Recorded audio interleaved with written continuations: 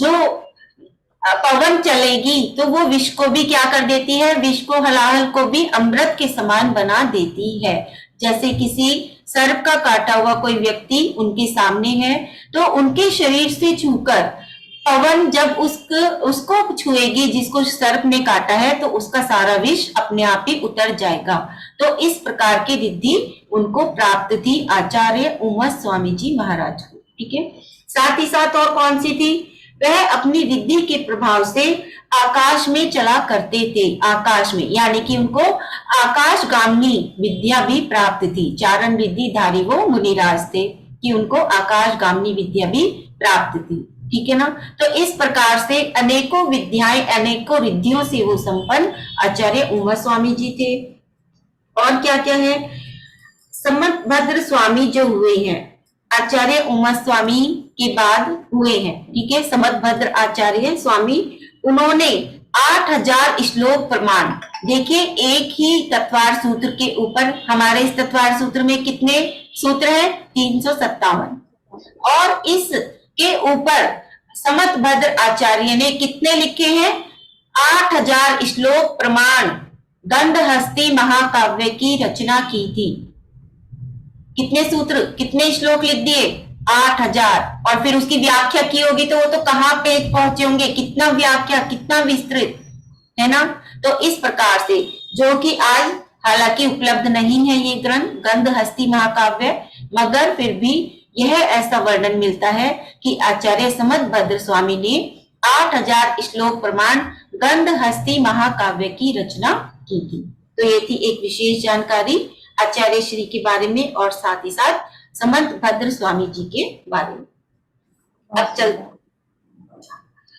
क्योंकि देखिए छोटी छोटी जानकारी होना भी बहुत जरूरी है कि हम किसके बारे में हम ये है पढ़ रहे हैं, कौन इसके रचयिता है, इस तत्वार सूत्र का महत्व क्या है, तो उनके बारे में भी छोटी छोटी जानकारियों का होना हमारे लिए बहुत आवश्यक है। ठीक है, तो इसी प्रकार आगे बढ़ते रहेंगे और अब हम चलते हैं अपने 16 नंबर के सूत्र की ओर।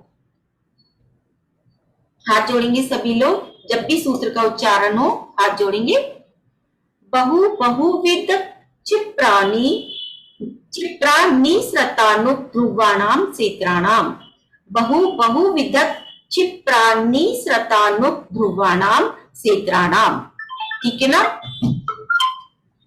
तो देखिए अब ये क्या आ गया, हमने जो इससे पहले वाला जो हमारे सूत्र था उसमें मति ज्ञान के 4 भेद हमने बताए थे, वो थे अवग्रह, इहा, अवाय और धारणा, ये 4 भेद बताए थे। अब इसको और विस्तृत कर रहे हैं, यानी कि अब अवग्रह के विषय में बता रहे हैं कि ये जो जितने भी इसके अंदर ये आए हैं, बहुवृद्ध और क्षिप्रा, अनुक्त, ये सारी जितनी भी 12 प्रकार की जो ये चीजें हैं, देखिए इसमें क्या है, 6 सीधी है तो 6 उल्टी है, यानी कि 6 है तो उनके उल्टे विलोम शब्द 6 है, इस तरह से भी है तो उस तरह से भी है, काला भी है तो सफेद भी है, इस प्रकार से समझेंगे। तो इस प्रकार से ये 12 पदार्थ होते हैं जो कि अवग्रह के जो ज्ञान है हमारा, अवग्रह आदि, उसको जानने के ये क्या है, पदार्थ हैं, यानी कि इन पदार्थों को अवग्रह के द्वारा जाना जा सकता है। ठीक है, ये 12 प्रकार की। तो अब इनको अलग एक एक रूप में हम समझते हैं। कैसे, सबसे पहला है बहु। देखिए इसमें लिखा हुआ है बहु, बहु माने बहुत होता है, बहु माने क्या होता है, बहुत। तो बहुत वस्तुओं को ग्रहण को बहु ज्ञान कहते हैं, बहुत वस्तुओं के ग्रहण के ज्ञान को क्या कहते हैं, बहु ज्ञान कहते हैं। जैसे सेना या वन को एक समूह में जानना कि ये सेना है, हालांकि उसमें बहुत सारे क्या है, सिपाही हैं, बहुत सारी चीजें हैं, लेकिन हम उसको क्या जान रहे हैं कि ये सेना है। बहुत चीजों को जानना, तो वो क्या हो गया हमारा बहु ज्ञान। अब उसका उल्टा क्या हो जाएगा, एक ज्ञान। बहु का उल्टा विलोम शब्द क्या हो जाएगा, एक। तो जैसे अल्प अथवा एक का ज्ञान होना अल्प ज्ञान है, यानी कि एक ज्ञान है। जैसे एक मनुष्य या एक तृण का ज्ञान होना, कि एक चीज का ज्ञान होना कि ये एक मनुष्य है, और सेना का ज्ञान होना बहु ज्ञान, यानी कि उसमें बहुत सारे मनुष्य हैं। ठीक है ना। फिर उसके बाद आता है बहुविध। अभी तक का हमारा बहु यानी कि बहुत, बहुविध, विध माने क्या होता है, प्रकार, तो बहुविध यानी कि बहुत प्रकार से, इसका अर्थ हो गया। तो बहुत प्रकार की वस्तुओं के ग्रहण को बहुविध ज्ञान कहते हैं। जैसे सेना में, सेना को हमने देखा था बहु, अब बहुविध में सेना में हाथी, घोड़े वगैरह हैं। यानी कि अब सेना के अंदर क्या क्या है, हाथी भी है, घोड़े भी हैं, पैदल चलने वाले भी हैं, रथ भी हैं। तो इस प्रकार से उसका उसमें प्रकार जोड़ दिया कि उसके अंदर और क्या क्या है। अगर हम वन का लगाएंगे तो वन में आम भी है, महुआ भी है, पेड़ भी हैं। इस प्रकार से उनके भेदों को जानना, ये हो गया हमारा बहुविध। उसके बाद आएगा उसका विलोम एकविध। एकविध में क्या, एक प्रकार की वस्तुओं का ज्ञान एक विध कहलाता है। यानी कि अब प्रकार सिर्फ एक आ गया। जैसे एक सदृश गेहूं का ज्ञान होना, यानी कि एक समान गेहूं का ज्ञान होना, कि इसमें पूरा का पूरा जो ये खेत है कैसा है, एक ही वस्तु का है, यानी कि उसके अंदर सिर्फ क्या है, गेहूं ही गेहूं है। तो इस प्रकार से एक वस्तु का ज्ञान होना वह क्या है, एक विध। उसके बाद आता है क्षिप्र। शीघ्रता से जाती हुई वस्तु को जानना, कि कोई चीज एकदम शीघ्रता से जा रही है उसको जानना, वो क्या होता है, क्षिप्र ज्ञान होता है। जैसे तेज चलती हुई रेलगाड़ी, मान लीजिए बहुत तेज स्पीड से गाड़ी आ रही है, वो आई और एकदम से गुजर गई, तो आपने जान लिया, तेज चीज को भी जान लिया, उसका ज्ञान कर लिया तेज रेलगाड़ी का, कि ये क्या है, रेलगाड़ी है। तो उस प्रकार से जानना, और उसमें बैठकर बाहर की वस्तुओं को जानना, ठीक है, उसके अंदर बैठकर भी उसके बाहर की वस्तुओं को भी जानना, ये कौन सा ज्ञान है, क्षिप्र। फिर अक्षिप्र ज्ञान क्या है, उसका विलोम धीरे धीरे चलते हुए घोड़े वगैरह को जानना। जैसे कि घोड़े की चाल कैसी होती है, धीरे धीरे, अगर वो चल रहा है, दौड़ रहा है, वो वाला घोड़ा नहीं, धीरे धीरे चल रहा है, तो वो गुजर रहा है आपके पास से, तो उसके ज्ञान को जानना, उसको जानना, तो वो क्या हो गया, अक्षिप्र, यानी कि धीरे धीरे वस्तु का जानना। अनिश्रत, वस्तु के एक भाग को देखकर पूरी वस्तु को जान लेना। वस्तु के एक भाग को देखकर उसकी पूरी वस्तु को जान लेना। जैसे पानी, तालाब के अंदर क्या है, एक हाथी डूबा हुआ है, लेकिन उसकी सिर्फ एक सूंड दिखाई दे रही है, और उस सूंड के आधार पर ही जान लेना कि ये हाथी है, ठीक है। लेकिन वो सारा का सारा कहाँ अभी छिपा हुआ है, पानी के अंदर, सिर्फ उसका एक भाग दिखाई दे रहा है, और उस एक भाग से ही आप क्या कर रहे हो, जान रहे हो, तो वो कौन सा ज्ञान हो गया, अनिश्रत, ठीक है। फिर उसके बाद इसका विलोम निश्रत, वस्तु के संपूर्ण भाग को देखकर होने वाला ज्ञान निश्रत ज्ञान है। यानी कि वो हाथी क्या है, पानी के बाहर है, तो पूरा के पूरे हाथी को देखकर जानना कि ये क्या है, ये हाथी है, ठीक है। यानी कि वह पानी से बाहर जो हाथी निकल चुका है, अब उसको पूरे संपूर्ण हाथी को देखकर जानना कि ये हाथी है। तो ये क्या हो गया, ये हो गया निश्रत ज्ञान। उसके बाद है अनुक्त, बिना कहे अभिप्राय से ही जान लेना अनुक्त ज्ञान है। यानी कि इशारों के माध्यम से ही जान लेना क्या है, अनुक्त ज्ञान है। बिना कहे, कि हमने कहा नहीं, हमने इशारे से कह दिया बैठ जाओ, या हमने इशारे से कर दिया ऐसे, यानी कि चुप हो जाओ, ठीक है। तो ये क्या हो गया हमारा, बिना कहे ही इशारों के माध्यम से हमने जान लेना, वो हो गया हमारा अनुक्त ज्ञान। और उक्त ज्ञान कहने पर जानना, ठीक है, कहने पर जानना, यानी कि हम मुंह से कह रहे हैं कि आप बैठ जाइए, और या मुंह से कह रहे हैं कि आप चुप हो जाइए, तो मुंह से कहने पर, यानी कि कहने पर जानना, कहने पर किसी बात को जानना, वो क्या हो गया, उक्त ज्ञान हो गया, ठीक है। फिर उसके बाद आता है ध्रुव, बहुत काल तक जैसा का तैसा निश्चल ज्ञान या पर्वत वगैरह स्थित पदार्थ को जानना ध्रुव ज्ञान है। ध्रुव माने स्थिर, जैसे पर्वत है वह स्थिर ही रहेगा, आप चाहे 1 साल बाद जाके देख लो, चाहे आप 10 साल बाद जाके देख लो, जो पहाड़ है, जो शिखर जी का पहाड़ है, वो ऐसा का ऐसा ही रहेगा, स्थिर का स्थिर, ठीक है ना। तो उस स्थिर चीज को जानना वह क्या हो गया, ध्रुव ज्ञान। और अध्रुव ज्ञान क्या है, चंचल बिजली वगैरह को जानना। बिजली कैसे होती है, चंचल है, आई, चमकी और फिर चली गई, वो स्थिर नहीं है। तो इस प्रकार से अस्थिर वस्तुओं को जानना, चंचल बिजली वगैरह की वस्तुओं को जानना, ये कौन सा ज्ञान हो गया हमारा, ये हो गया हमारा अध्रुव ज्ञान, ठीक है ना।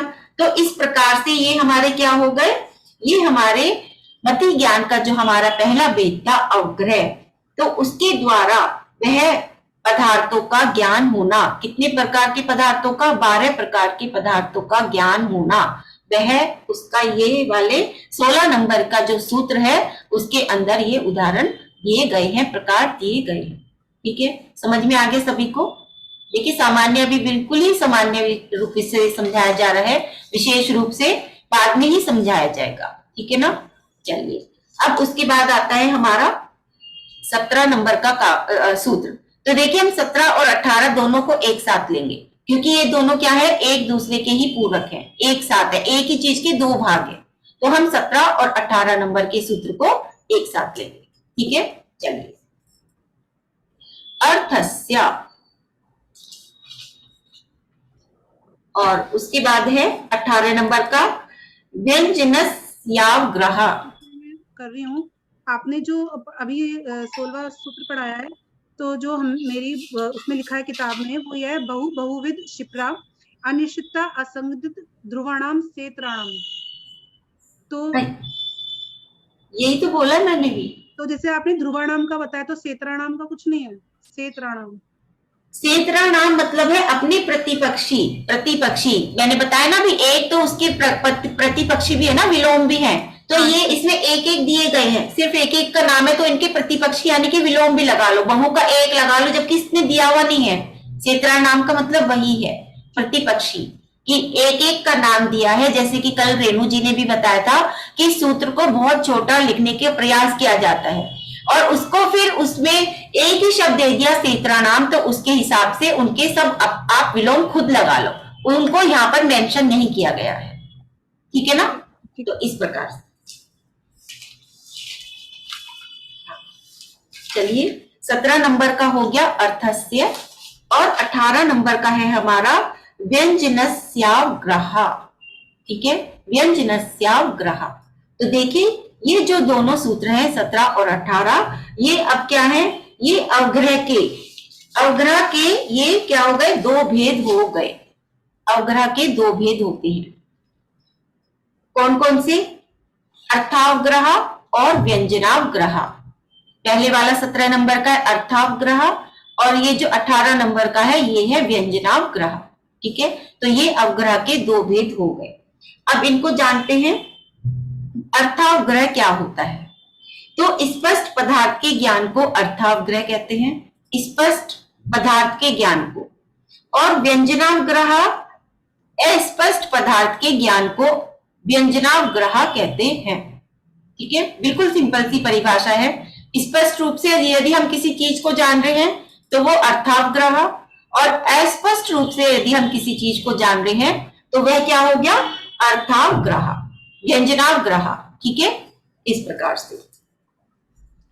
जैसे समझ लीजिए हम सभी यहाँ पर जूम पर बैठे हुए हैं, है ना, अभी मैं सभी को अनम्यूट कर दूं तो सब एक साथ बोलने लग जाएं।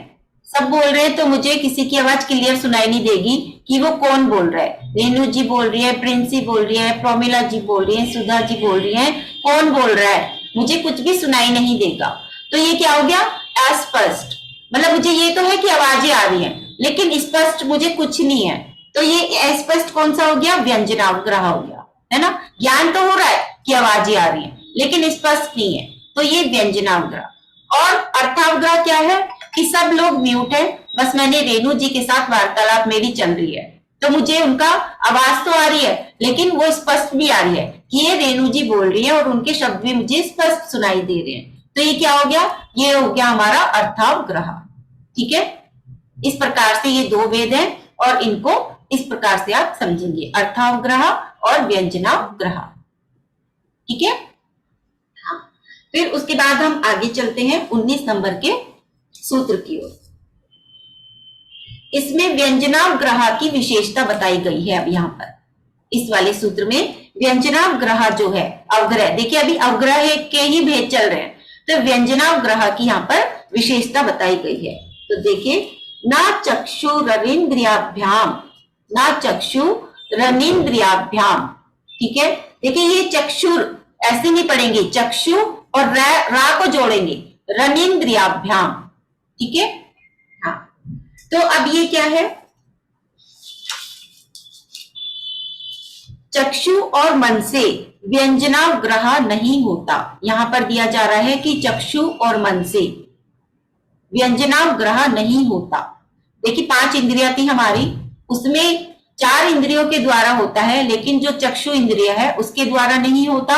और साथ ही साथ 5 इंद्रियों के बाद क्या था, मन। मति ज्ञान हमारा किस प्रकार से हम जानते थे, मति ज्ञान को 5 इंद्रियां और मन के द्वारा हम मति ज्ञान को जानते थे।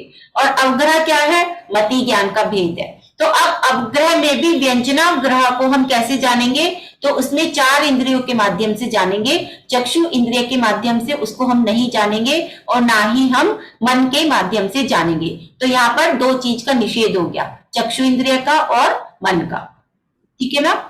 हाँ, देखिए अब इसमें क्या है, मति ज्ञान के हमने यहाँ पर मति ज्ञान का ही सारा चल रहा है। उसके बाद जो हमारा 20 नंबर का सूत्र आएगा वहां पर हमारा श्रुत ज्ञान स्टार्ट हो जाएगा। तो यहाँ पर एक बार मति ज्ञान को पूरा का पूरा देख लेते हैं शॉर्ट रूप में। ठीक है, मति ज्ञान के 4 भेद बताए थे, अवग्रह, इहा, अवाय और धारणा। ठीक है, अब इसके और भी भेद हो जाते हैं। ये तो 4 भेद थे, लेकिन इसके और भी भेद हो जाते हैं, और वो कितने हैं, 336। इसके 336 अवान्तर भेद भी हो जाते हैं। ठीक है, और कितने भेद हो सकते हैं, इसके 48 भेद भी होते हैं। तो मति ज्ञान के 3 प्रकार से भेद होते हैं, 4, 48 और 336। इस प्रकार से इसके ये भेद और प्रभेद हुए। ठीक है, अब उसके बाद क्या आता है कि अवग्रह आदि के 4 भेदों में बहुविध आदि भेदों का गुणा करें। इस तरह से जो आगे अभी आए थे हमारे बहुविध आदि, तो अवग्रह के 4 में उनको हम क्या कर देते हैं, गुणा कर देते हैं। तो हमारे कितने हो जाते हैं, ये हमारे हो जाते हैं 48, 48 इस प्रकार से। ठीक है, तो ये डिटेल इतना हम शायद नहीं ले पेरू जी, क्योंकि इतना अगर हम शॉर्ट रूप में ही बताएंगे तो वो सही रहेगा। अभी अगर हम गुणा कराने लग जाएंगे सारे के तो बहुत ज्यादा मिक्स हो जाएगा।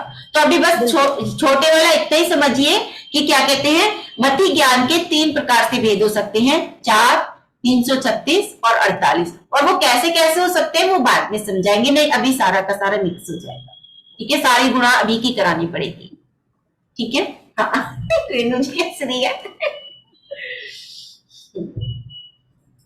देखिए कितने सारे भेद हो जाते हैं एक ही ज्ञान के। अभी तो हम मति ज्ञान पर ही चल रहे हैं, फिर अभी तो हमारा श्रुत ज्ञान भी है, और फिर उसके बाद अवधि ज्ञान भी है, फिर उसके बाद कितना सारा हमारा मनाप्रिय ज्ञान भी है और केवल ज्ञान भी है। ठीक है, तो बहुत सारे ज्ञान होते हैं। चलिए आगे चलते हैं, 20 नंबर के हमारे सूत्र की ओर चलते हैं। उससे पहले एक सूचना दे देते हैं, क्योंकि अभी सब है। ठीक है, तो देखिए कल हमारी संडे के दिन की छुट्टी रहती है वैसे तो, लेकिन हमारी कल क्लास होगी संडे को। रीजन ये है, परसों क्लास नहीं होगी, क्योंकि जब हम कोई सैद्धांतिक ग्रंथ का वाचन करते हैं तो अष्टमी और चतुर्दशी को उसका निषेध होता है कि अष्टमी और चतुर्दशी को सूत्रों को नहीं पढ़ना चाहिए जो सूत्रात्मक होते हैं। तो परसों हमारी क्या अष्टमी है। ठीक है, तो इसलिए परसों की छुट्टी रहेगी, और जब तक हमारा तत्वार सूत्र चलेगा तब तक संडे की छुट्टी नहीं रहेगी, सिर्फ अष्टमी और चतुर्दशी की छुट्टी हुआ करेगी। यानी कि संडे की बजाय जब भी अष्टमी और चतुर्दशी आएगी तो उसमें छुट्टी हुआ करेगी। और यदि आप लोगों को उसमें भी छुट्टी नहीं चाहिए कि नहीं हम तो आना चाहते हैं, तो हमने उसकी भी एक व्यवस्था की है दीपार्चना आराधना के द्वारा। यानी कि अष्टमी और चतुर्दशी को, हर अष्टमी और चतुर्दशी को भक्तांबर दीपार्चना हुआ करेगी 7 बजे से ही। ठीक है, तो आप लोग उसमें भी आ सकते हैं। और यदि ये रहा कि नहीं हमें संडे की छुट्टी चाहिए तो हम संडे की छुट्टी भी कर देंगे, तो वो जैसा आप लोग चाहेंगे इसी प्रकार से होगा। फिलहाल तो कल की छुट्टी नहीं होगी, परसों की छुट्टी होगी, क्योंकि दीपार्चना भक्तांबर जी की 7 जुलाई से स्टार्ट होगी। अभी आषाढ़ चल रहा है और आषाढ़ में कोई भी भक्तांबर जी की चीज शुरू नहीं की जाती, मतलब उसकी स्थापना नहीं की जाती है। ठीक है, तो वो हम जुलाई से, जब सावन लग जाएगा तो 7 जुलाई से वो हम स्टार्ट करेंगे भक्तांबर जी की दीपार्चना का। ठीक है, तो एक ये छोटी सी सूचना देनी थी मुझे। तो कल सब लोग आइएगा, ये मत सोचेगा कि कल छुट्टी है, कल फिर से क्लास लगेगी, परसों छुट्टी रहेगी। ठीक है, चलिए अब आगे चलते हैं। इसमें 20 नंबर का जो हमारा सूत्र है, श्रुतम मति पूर्वक त्वनेक द्वादश भेदम। श्रुतम मति पूर्वक द्वादश भेदम। ठीक है, देखिए अब यहां से श्रुत ज्ञान शुरू हो रहा है। तो सबसे पहले तो यही है इसमें कि जो श्रुत ज्ञान है वो मति ज्ञान पूर्वक होता है। ठीक है, और वह द्वय यानी कि 2 प्रकार का, अनेक अनेक प्रकार का, और द्वादश यानी कि 12 प्रकार का भेद माने प्रकार होता है। इस सूत्र का सिंपल सा अर्थ है श्रुतम यानी कि शुद्ध ज्ञान मति ज्ञान पूर्वक होता है और उसके 2 अनेक और 12 भेद होते हैं। ठीक है, कौन कौन से होते हैं ये भी देख लेते हैं। देखिए हमेशा जो ज्ञान है जैसे वो सीक्वेंस में लिखा हुआ है उसी प्रकार से होगा। सबसे पहला ज्ञान मति ज्ञान, फिर श्रुत ज्ञान, फिर उसके बाद अवधि ज्ञान, फिर मनाप्रिय ज्ञान और फिर केवल ज्ञान। अगर किसी को पहले नंबर का ज्ञान होगा तो वह मति ज्ञान होगा। अगर उसको 2 ज्ञान होंगे किसी भी जीव को तो वह मति और श्रुत ज्ञान होंगे। अगर किसी जीव को 3 ज्ञान होंगे तो मति, श्रुत और अवधि ज्ञान होंगे। ये नहीं होगा कि मति, श्रुत और फिर केवल ज्ञान हो गया, ऐसे नहीं होगा। मति, श्रुत या मनप्रिय ज्ञान होगा, ऐसे नहीं होगा। अगर किसी जीव को 3 ज्ञान है तो वह मति, श्रुत और अवधि ज्ञान होंगे। 4 ज्ञान है तो मति, श्रुत, अवधि और मनाप्रिय ज्ञान होगा। ठीक है, और यदि केवल ज्ञान है तो वो अकेला होगा, क्योंकि जब केवल ज्ञान हो जाता है तो उसके बाद वह चारों ज्ञान नहीं होते, वह सिर्फ अकेला होता है केवल ज्ञान। ठीक है ना, तो इस प्रकार से ये ज्ञान का सीक्वेंस है कि पहले कौन सा, सेकंड नंबर पे कौन सा, फिर तीसरा, फिर चौथा, फिर 5वां। तो जब हमें मति ज्ञान हो जाएगा उसके बाद ही हमें श्रुत ज्ञान की प्राप्ति होगी। ये नहीं होगा कि हमें डायरेक्ट श्रुत ज्ञान हो जाए या हमें अवधि ज्ञान हो जाए, ऐसा नहीं होगा। पहले हमें मति ज्ञान होगा, उसके बाद हमें श्रुत ज्ञान होगा, उसके बाद ही हमें अवधि ज्ञान होगा, और फिर मनप्रिय ज्ञान और फिर केवल ज्ञान। इस प्रकार से ये ज्ञान चलेंगे। ठीक है ना, तो अब देखिए उसके बाद क्या आता है। शुद्ध ज्ञान के कितने भेद हैं वो मैंने आपको बता दिए, 2 भेद, अनेक भेद और 12 भेद। इस प्रकार से ये भेद होते हैं। 2 भेद कौन कौन से हैं, तो अंग बाह्य और अंग प्रविष्ट, ये 2 भेद होते हैं शुद्ध ज्ञान के। अगर हम 2 भेद करेंगे, ठीक है ना। फिर उसके बाद क्या आता है, देखिए अनेक भेद में क्या आ जाएंगे, तो अनेक भेद में बहुत सारे भेद आ जाएंगे। सबसे पहले हम इनको देखते हैं।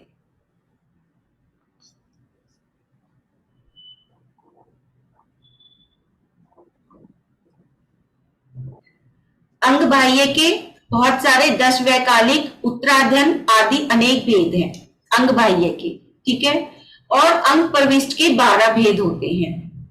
तो इस प्रकार से शुद्ध ज्ञान के 12 भेद होते हैं। 12 भेद कौन कौन से हैं, 12 भेद देखिए अंग प्रविष्ट के अंदर आएंगे, और जो अनेक भेद है वो अंग बाह्य के अंदर आएंगे। अभी हमने बताया था 2 भेद हैं, अंग बाह्य और अंग प्रविष्ट। अंग प्रविष्ट के अंदर 12 भेद आएंगे और जो अनेक भेद है वो अंग बाह्य के अंदर आएंगे। ठीक है ना, तो पहले सबसे पहले हम समझते हैं अंग प्रविष्ट शुद्ध ज्ञान के 12 भेद कौन कौन से होते हैं। उसमें सबसे पहला आ जाता है आचारांग, दूसरा है सूत्र कृतांग, तीसरा है स्थानांग, चौथा है समयावांग, समवायांग, 5वां है व्याख्या प्रज्ञप्ति, छठा ज्ञात धर्म कथा, 7वां उपासकाध्ययन नांग, 8वां है अंतःकृत दशांग, उसके बाद है अनुत्तरोत्पादिक दशांग, 10वां है प्रश्न व्याकरणांग, 11वां है विपाक सूत्रांग और 12वां है दृष्टि प्रवाद। ठीक है, तो इस प्रकार से ये जो 12 भेद हैं ये किसमें है, अंग प्रविष्ट में, और अंग बाह्य में अनेक भेद। ठीक है, 2 के अंदर ही इनको अनेक और 12 को ले लिया गया है। अब इसको थोड़ा थोड़ा समझ लेते हैं कि आचारांग के अंदर क्या आता है। अभी समझा दें या कल ले लेना मनीषा जी, समय 7:30 हो गए हैं, कल इसको दोबारा समझा देना। ठीक है, तो हम इसको कल दोबारा से ले लेंगे एक बार इस सूत्र को, यानी कि शुद्ध ज्ञान का हम कल से दोबारा से स्टार्ट करेंगे पूरा का पूरा वर्णन। ठीक है ना, तो चलिए अब थोड़ा सा विशेष रूप में रेणु जी आपको समझाएंगी। बहुत सुंदर बताया मनीषा जी ने, हमने बहुत अच्छे से समझ ही लिया एक अनिंद्रिय शब्द आया इसमें, जो कल भी आया था, आज भी आया। अनिंद्रिय शब्द जिसका अर्थ है मन। तो वो हम किंचित इंद्रिय या नो इंद्रिय क्यों कहें उसको? क्योंकि देखिए पांचों इंद्रियों के अपने अपने स्थान होते हैं। आंख जहां पर है आंख वहीं पर है, नाक जहां पर है नाक, पांचों इंद्रियां हमारी अपने स्थान पर है, यथा स्थान है। लेकिन मन का अपना कोई स्थान नहीं होता, ना उसका कोई काल है ना क्षेत्र है उसका। तो इसलिए उसको किंचित इंद्रिय कहा जाता है कि क्योंकि उसका अपना कोई स्थान नहीं है, इसलिए उसको नो किंचित इंद्रिय अनिंद्रिय बोला जाता है।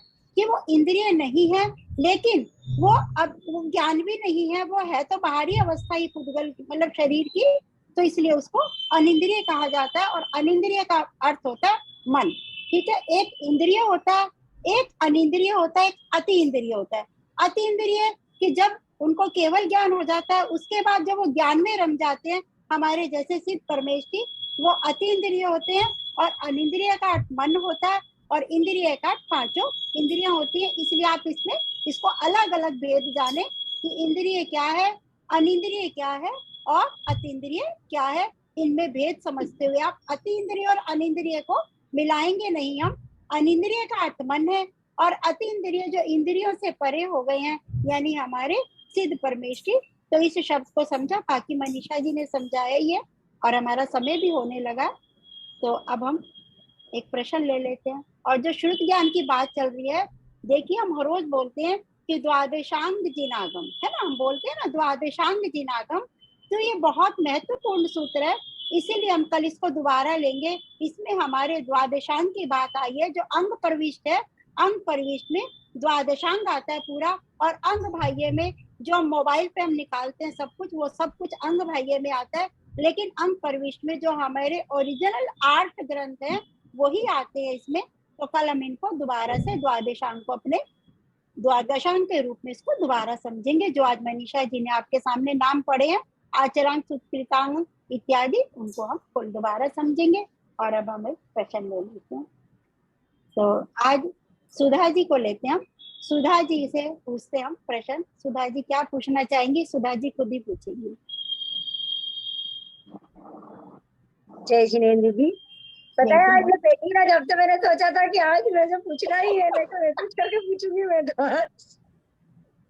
चलो बहुत अच्छा। देखो हम भी कहीं ना कहीं मन पर ये ज्ञानी हो गए है ना। क्या मुझे ये पूछना था कि जैसे कोई दान देता है तो अपन उसको रोकते हैं, तो अंतराय कर्म का बंध बनता है अपना। हाँ बिल्कुल बंद। अगर वो पूजों में दान देता है, वैष्णो मंदिरों में दान देते हैं, और फिर अपन रोकते हैं अपने जैन कुल वालों को, तो फिर अपने को दान का दोष लगता है क्या उसको रोकने से? वहाँ पे मध्यस्थ भाव रखो, ना मना करो, ना उनको बोलो कि दे दो आप, है ना। मध्यस्थ भाव रखो, न्यूट्रल रहो आप वहाँ पर अब रोकेंगे नहीं तो फिर तो वो रुकेंगे भी नहीं कभी, वो तो हमेशा ही देगा फिर व्यक्ति। देखो उनको इंडिविजुअल रूप पे हमें नहीं कहना चाहिए, इनडायरेक्टली कह सकते हैं, लेकिन हमें किसी को रोकना नहीं चाहिए। हमें मध्यस्थ भाव रखना चाहिए। जो सुनता हो उसको आप समझा सकते हो, लेकिन उसको मना नहीं करो। उसको कह सकते हो कि ये कुदान कुभोग भूमि में जन्म होगा हमारा, अगर जैन व्यक्ति है तो, है ना। हम उसको अपनी भाषा में समझा सकते हैं, पर उसको रोके नहीं। रोकने से हम अंतराय कर्म का बंद करते हैं, ठीक है ना।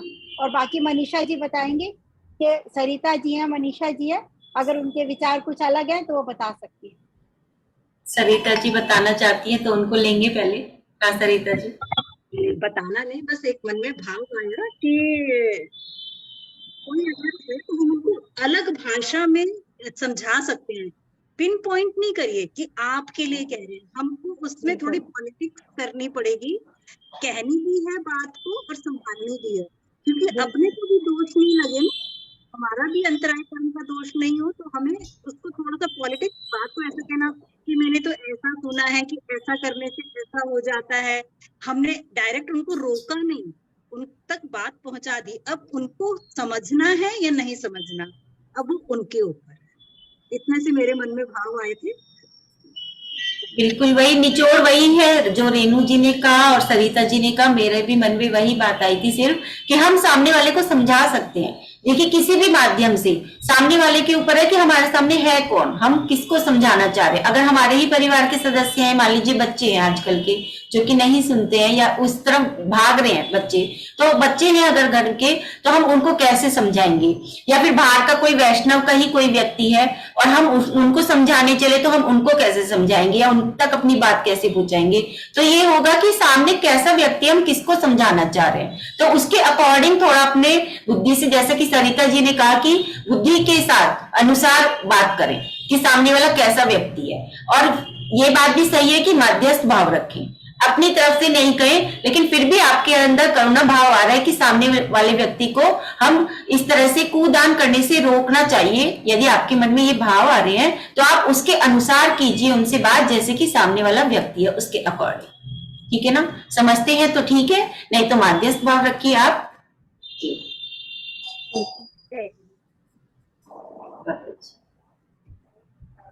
प्रतिक्रमण और निर्वाणी स्तुति लेके सभी हाथ जोड़ लेंगे। पंच प्रमेष्टि के चरणों में प्रतिक्रमण में करता हूँ, सब दोष मेरे मिथ्या होवे यही भावना भरता हूँ।